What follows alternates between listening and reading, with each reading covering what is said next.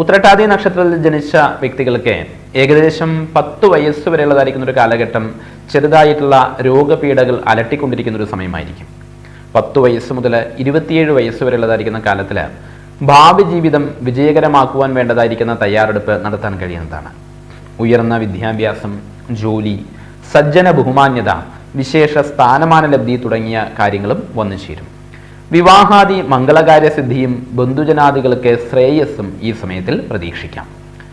27 വയസ്സ് മുതൽ 34 വയസ്സ് വരെയുള്ളതായിരിക്കുന്ന കാലഘട്ടത്തിൽ രോഗപീഠകള്, ധനനഷ്ടം, അപമാന ഭയം, അപകടങ്ങൾ എന്നിവ ഉണ്ടായേക്കാം.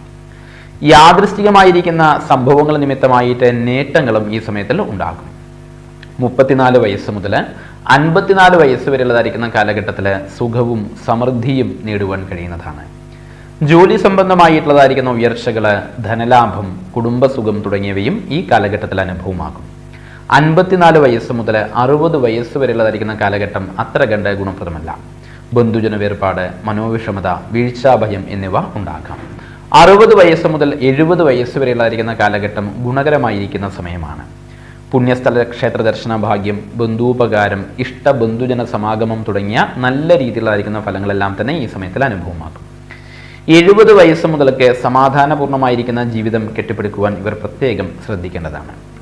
ഇവരുടെ പ്രതികൂലമായിരിക്കുന്ന നക്ഷത്രങ്ങൾ എന്ന് പറയുന്നത് അശ്വതി, കാർത്തിക, മകീര്യം എന്നീ നക്ഷത്രങ്ങളും അഷ്ടമരാശിക്കൂറിൽ ഉൾപ്പെട്ട നക്ഷത്രങ്ങളായിരിക്കുന്ന ചിത്രാ നക്ഷത്രത്തിന്റെ അവസാന പകുതി, ചോതി, വിശാഖം നക്ഷത്രത്തിന്റെ ആദ്യ മുക്കാൽ ഭാഗവുമാണ്.